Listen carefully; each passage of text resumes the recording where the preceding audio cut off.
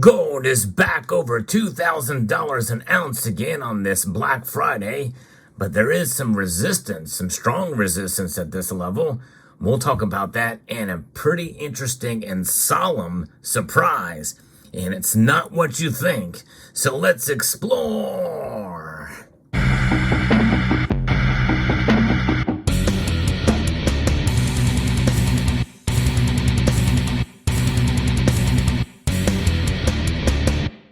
We are near midday trading and gold is up just above $2,000 an ounce, kind of bouncing back and forth between the high 1990s and low 2000s. In fact, it got up to about $2,004 earlier in the trading day here.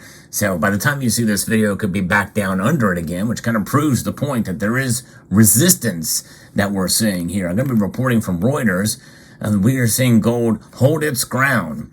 And it's kind of interesting because you would think at this time, as the beginning of the shopping season, there would be less interest in precious metals and more on, just the nature of what's going on with buying for Christmas and Black Friday sales and the like. But nonetheless, gold is very much alive today. Remarkable. In fact, so is silver. Silver is actually up over 2% right now. $24.30 as I record this video. But I think we want to focus a little bit more on gold in this video because it's showing some resistance and some support at the same time in the high 1990s area. In fact, what we see here is really some concern about what's going on, that the United States Federal Reserve was really done with interest rate hikes, and that's really started to really set in now. But you would think they would have known that for quite a while. Gold has entered standby mode as investors await fresh clues on the Fed's policy outlook, according to FXTM senior research analyst Lukman Otunuga. It is traded within a range over the past few weeks, with all eyes on a $2,000 level, and it's there now. In fact, actually, you know what? It just pulled back a little bit here, but it's still up. So it's really seeing some resistance there. So now it's just below $2,000 an ounce, but we could see it reach that level again, as it did get up to $2,004 earlier in the trading day. The dollar index was on track for a second weekly drop, which makes gold less expensive for other currency holders. And it is indeed that dollar, and this dollar and the strength of it, that has been the bane of gold's existence above this $2,000 mark. And I think that's kind of what is holding it back. It's a little bit of strength and then a little weakness and conjecture as to where gold is going to go from here. And markets have dialed back their expectations of Fed rate cuts in 2024 after data showing the number of Americans filing new claims for unemployment benefits fell more than expected last week.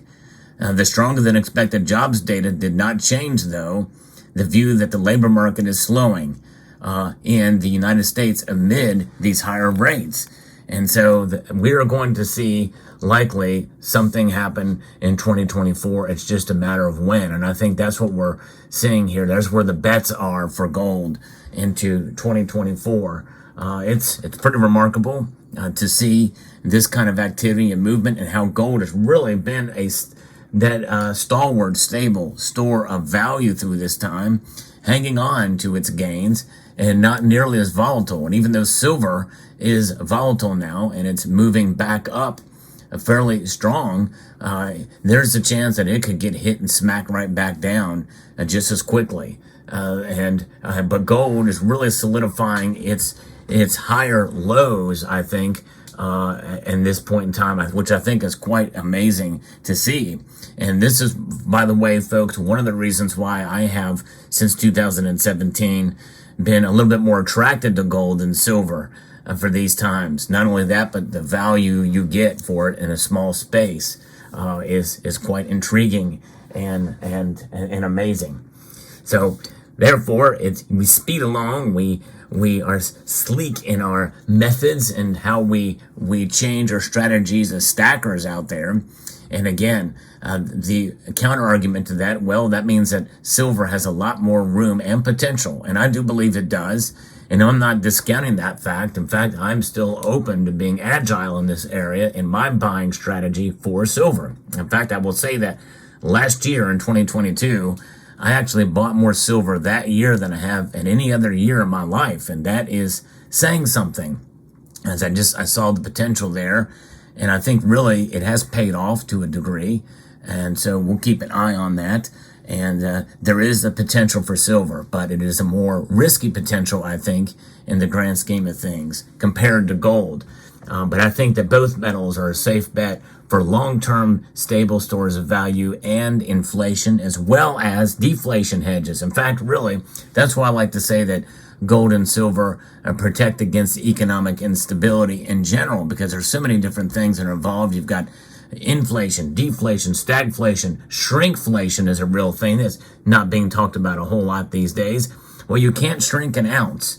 The Chinese tried to do it and I think it's really kind of worked against them to some degree, although a lot of their products do still sell, but they engaged in shrinkflation back in 2016, selling their silver and gold for the same price typically as a 1 ounce size, but short, just over a gram on each of those sizes, and then you can cascade it down or up the other measurements, because they measure it in grams instead of in ounces. But nonetheless, we see it every day at the grocery store. You get less for more money, and that is shrinkflation. Nonetheless, so we see earlier in this week, the Fed minutes showed that the central bank would proceed carefully, and that all participants judged it appropriate to maintain the current rate setting. Of course, that's no new news, and it's what the expectations have been for a while. So it is kind of intriguing to see these gains in gold and, by extension, silver, in spite of really nothing changing here. It's kind of interesting. Traders widely expect the Fed to leave rates unchanged in December, while pricing in about a 26% chance of a rate cut as early as March, according to the CME's watch tool. Gold is considered an inflation hedge, and lower interest rates boost non-yielding bullion's appeal. Now, silver is up, and it is more volatile, and it's fascinating to see how it works and how it far outperforms gold today.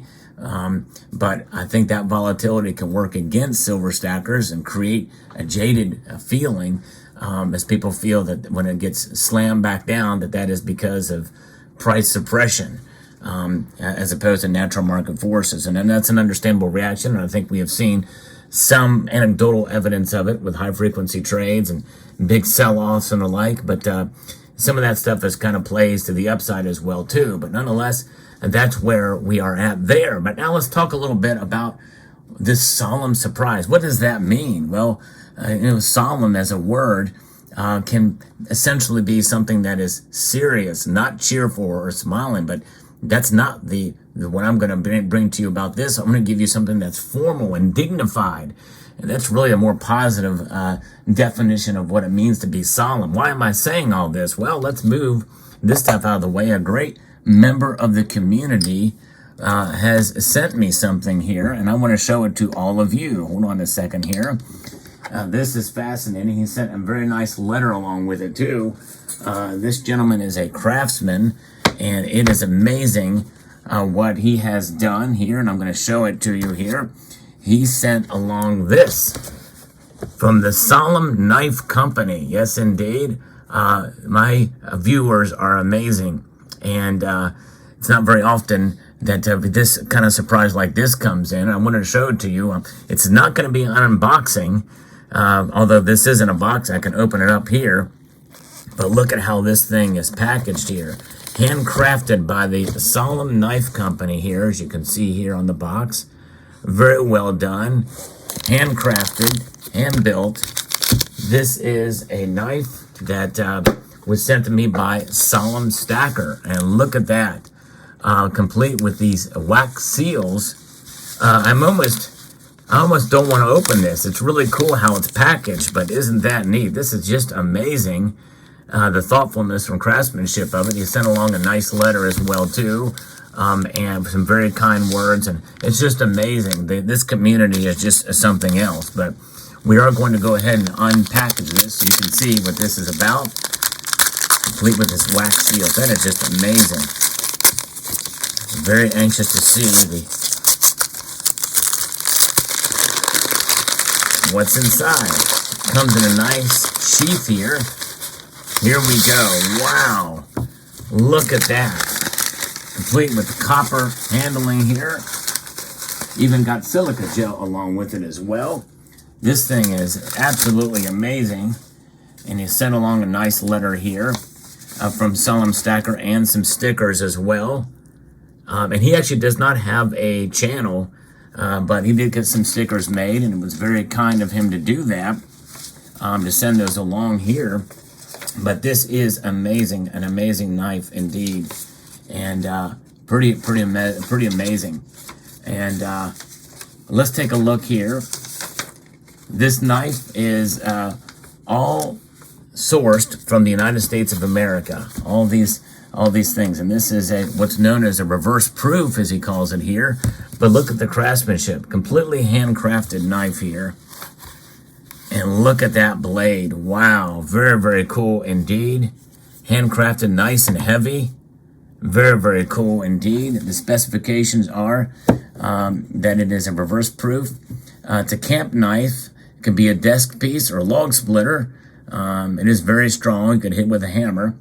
It is serialized and as number 4. And this is the first time that he serialized any of his work. So I feel quite honored to have this with the serialized imprint there. There it is. Very nice. Solemn Knife Company stamp there. Very cool. Amazing. Very nice. And it is 1084 high carbon steel blade. USA made, blank source from the Texas Knife Supply. It's acid etched with ferric chloride, and there you can see the marking there, 10084, and reverse proof there. This type of finish, just remarkable. Look at that handle with a nice copper, heavily polished there, very nice. The handle was maple burl and copper bar. Wood scales sourced from the Texas Knife Supply, copper inlays cut out of some copper bar stock, and pretty amazing, and has an acid etch ferric chloride, and it is for the options and additions are jimping and hand filed on top of blade that you can see there as well too. And that hand filing there you can see kind of extends for a grip there on the blade. Very nice indeed. So there that is. So thank you again, Solemn Stacker, for this. I love the seamless feel to it across the blade, and just a really nice, attractive piece. So there you have it, and I hope you enjoyed this. I'd like to extend a multitude of gratitude to Solemn Stacker from the Solemn Knife Company, and to all of you for taking the time to watch this video. And I want to encourage you to please rate, share, comment, and subscribe.